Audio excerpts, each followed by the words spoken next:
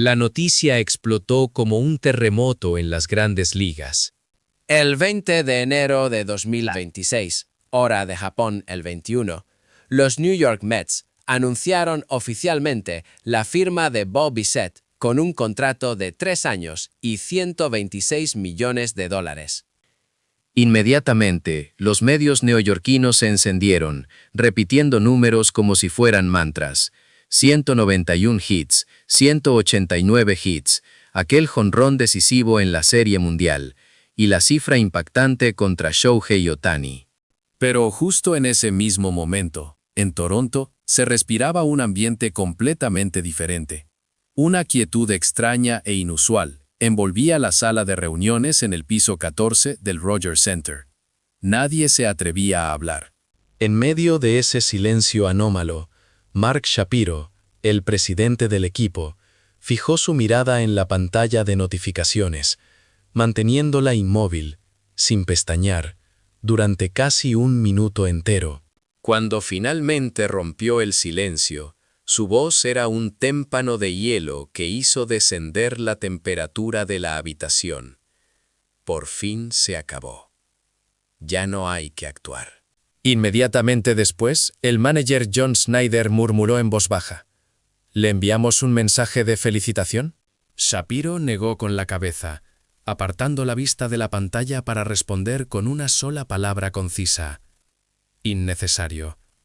Esa farsa estaba cerrada hace tiempo. Hoy solo se hizo oficial. Según los presentes, en el momento en que se pronunciaron esas palabras, nadie objetó. Porque ese silencio, esa aceptación muda, era la verdad que se había cocinado y compartido durante mucho tiempo en el interior de Toronto. La partida de Bichette no era una despedida, sino la culminación de una tensa relación prolongada. No era un viaje para celebrar, sino un telón que debía bajarse en calma. Todos sabían que no se había terminado, sino que ellos habían terminado con ello. Y en ese instante, la percepción silenciosa comenzó a extenderse por la MLB. Lo que los Mets habían adquirido era una estrella brillante en las estadísticas, pero también el vacío inexplicable que Toronto había cargado durante años. Un informante dentro de los Blue Jays reveló que 48 horas antes de que los Dodgers se retiraran abruptamente de la puja, Mark Shapiro llamó directamente a la directiva de Los Ángeles. La llamada no versó sobre cifras ni condiciones de negociación. Su único propósito era una advertencia. Según el informante, Shapiro comenzó con un tono tranquilo, pero sin dejar lugar a dudas. Si juzgan solo por los números o los videos de jugadas destacadas, parecerá un gran negocio. Pero hay un problema que las estadísticas nunca contarán. La atmósfera de la llamada cambió drásticamente.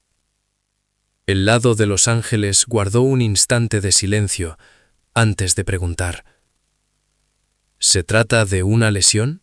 Shapiro lo negó de inmediato. No, se trata de que desaparece cuando se le necesita.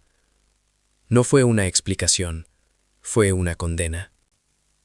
A medida que avanzaba la conversación, el tono de Shapiro se volvió más incisivo. Testigos afirmaron que, sin involucrar emociones, con una calma escalofriante, fue desgranando una por una las incomodidades que se habían acumulado durante años en Toronto.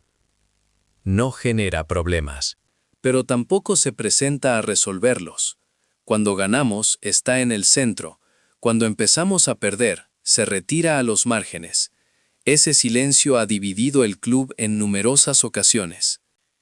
Eran advertencias que jamás aparecerían en un informe de scouting. Al final de la llamada, Shapiro lanzó la frase decisiva: si están buscando un líder, no lo adquieran.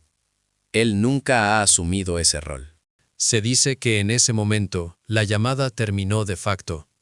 Los Ángeles no refutó, no argumentó y no hizo más preguntas. Solo quedó el hecho de que esa frase fue posteriormente resaltada en rojo en el informe interno de los Dodgers. Esa conversación no publicada fue la chispa que desató la decisión de retirarse 48 horas después. Tras el final de la temporada, la reunión final interna de los Blue Jays estuvo marcada por una atmósfera completamente diferente a la de un resumen habitual. La pizarra no contenía tácticas ni números, solo un largo silencio. John Schneider, el head coach, fue quien lo rompió, golpeando la mesa de repente y liberando la frustración acumulada. Las tácticas se pueden enseñar, la disciplina se puede enseñar.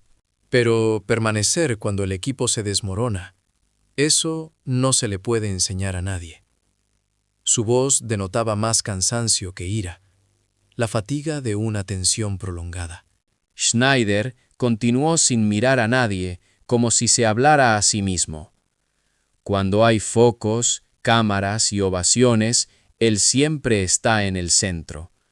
Pero cuando el clubhouse oscurece y nadie habla, él desaparece. Hacia el final de la reunión, dejó caer otra frase lapidaria. Él no destruye el equipo, pero tampoco lo salva. Esa conclusión trascendió el tema de la reunión, convirtiéndose en el veredicto para toda la organización. La falta de refutación de cualquiera de los presentes indicaba que nadie tenía elementos para negar esa cruda realidad. Los memorandos internos que supuestamente llegaron a los Dodgers detallaban, con un tono puramente administrativo, 3 advertencias que nunca podrían ser cuantificadas. Primero, en las rachas de derrotas, Bichette tendía a distanciarse de las reuniones y no se presentaba en el centro del grupo. Segundo, evitaba confrontar conflictos o tensiones, delegando la resolución de problemas en otros.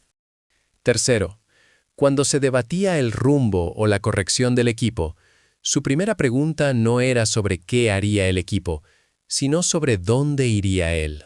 Durante la lectura de ese memorando, Mark Shapiro intervino con voz baja, pero con una agudeza gélida que congeló la sala. Él nunca pregunta qué hará el equipo a continuación. Él pregunta a dónde irá él a continuación. Y para sellar el silencio, Shapiro pronunció la frase que lo paralizó todo. Esa no es la mentalidad de un ganador. Es la mentalidad de quien huye del peligro. La postura de Bichette no era una cuestión de habilidad, sino de actitud, de su ubicación ante la crisis. Este entendimiento fue compartido por toda la organización en ese instante. El ambiente en el clubhouse cambió decisivamente justo antes de que se confirmara la mudanza. El vestuario estaba sumido en un silencio tenso, roto por Vladimir Guerrero Jr.